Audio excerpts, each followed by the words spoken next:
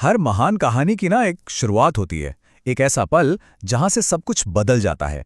तो आज हम बात करने वाले हैं दुनिया के सबसे महान महाकाव्यों में से एक रामायण की, और उसके उन शुरुआती पलों की जहां एक हीरो के जन्म ने पूरे ब्रह्मांड का भाग्य तय कर दिया था।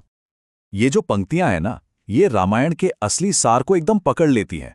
मतलब ये सिर्फ एक कहानी नहीं है, ये तो जीवन के अनुभवों का एक ऐसा गहरा समंदर है जिसने हजारों सालों से ना जाने कितनी संस्कृतियों को सींचा है, उन्हें पोषित किया है।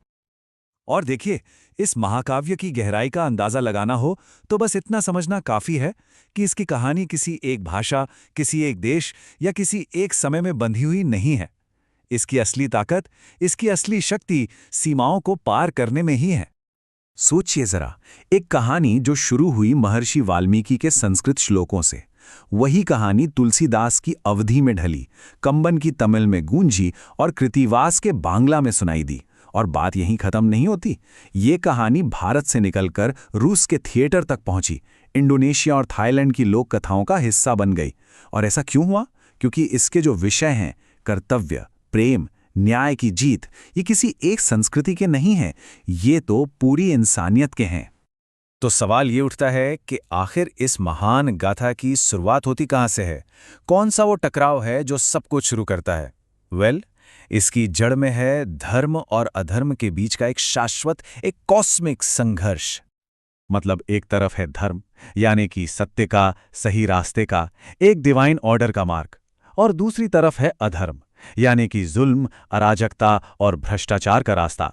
और रामायण की पूरी कहानी की नींव इसी बिगड़ते हुए संतुलन पर रखी है। ये कहानी तब शुरू होती है जब दुनिया पर अधर्म हावी हो जाता है और धर्म को फिर से स्थापित करना बहुत जरूरी हो जाता है। और इस अधर्म, इस अराजकता का चेहरा कौन था? लंका का राक्षस राजा रावण। उसे एक दिव्य वरदान से इतनी शक्ति मिल गई थी कि उसके नशे में वो चूर था। उसका जुल्म इतना इतना बढ़ गया था कि खुद धरती, ऋषि मुनि, यहां तक कि देवता भी एक साथ मिलकर गुहार लगाने लगे कि कोई तो इस संकट से बचाए। लेकिन सवाल तो यही था कि ऐसे दुश्मन को जो लगभग अजेय है, उसे हराया कैसे जाए? इसका जवाब छिपा था एक बहुत ही शानदार, एक ब्रह्मांडीय योजना में। और यहीं पर कहानी में आता है एक दिलचस्प मोड़, अहंकार। रावण को जो वरदान मिला था, वो उसे देवताओं और राक्षसों से तो बचा सकता था, लेकिन अपने घमंड में, अपने खुरूर में, उसने साधारण इंसानों और वानरों को इतना तुच्छ समझा कि उनसे सुरक्षा मांगना उसे जरूरी ही नहीं लगा। और उसकी यही छोटी सी चूक उसकी सबसे बड़ी कमजोरी बनने वाली थी, एक परफेक्ट लूप होल। तो अब इस कॉस्मिक प्लान को धरती पर उतारना था, उसे हकीकत बनाना था, और उसके लिए चाहिए था एक माध्यम। भगवान विष्णु को अगर इंसान के रूप में जन्म लेना था तो उन्हें एक पिता की जरूरत थी। और बस यहीं से कहानी दिव्य लोक से उतरकर मानव लोक में आ जाती है। और यहां हमारी मुलाकात होती है अयोध्या के महान राजा दशरथ से। एक बहुत ही नेक, एक धर्मी राजा, लेकिन उनके दिल में एक बहुत गहरा दुख था।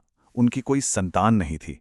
और देखिए, उनका ये जो पर्सनल, एक इंसानी दुख था ना, वही उस बड़ी ब्रह्मांडीय योजना की सबसे जरूरी कड़ी बन गया। अपने गुरुओं और ऋषियों की सलाह पर राजा दशरथ एक बहुत ही विशेष अनुष्ठान करने की तैयारी करते हैं, पुत्र कामेष्ठी यज्ञ। ये यज्ञ उनकी आखिरी उम्मीद थी, एक बेटे के लिए, एक उत्तराधिकारी के लिए जो उनके वंश को आगे बढ़ा सके। और फिर राजा की सच्ची भक्ति का, उनकी प्रार्थना का फल मिलता है। यज्ञ की पवित्र अग्नि से एक दिव्य स्वरूप प्रकट होता है, और उनके हाथों में जो था वो सिर्फ राजा की प्रार्थना का जवाब नहीं था, वो तो पूरी दुनिया के संकट का समाधान था। अग्नि से मिला वो दिव्य प्रसाद राजा की तीनों रानियों में बांटा जाता है, और फिर एक चमत्कार होता है। एक नहीं बल्कि 4 पुत्रों का जन्म होता है, 4 राजकुमार, जिनका जन्म ही इतिहास की धारा को बदलने के लिए हुआ था। तो इस तरह अयोध्या को मिले उसके 4 राजकुमार। इनमें सबसे बड़े थे राम, रानी कौशल्या के पुत्र। और ये कोई साधारण बालक नहीं थे, ये वही राम थे जो स्वयं भगवान विष्णु के अवतार थे, जो धरती पर संतुलन फिर से स्थापित करने के लिए एक साधारण इंसान बनकर आए थे।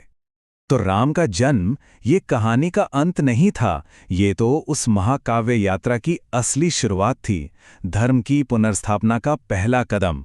लेकिन अब सवाल ये उठता है कि एक अकेला इंसान, जो भले ही दिव्य हो, वो उस अत्याचारी का सामना कैसे करेगा जिसके इशारों पर देवता भी कांपते थे? आगे का रास्ता कैसा होगा?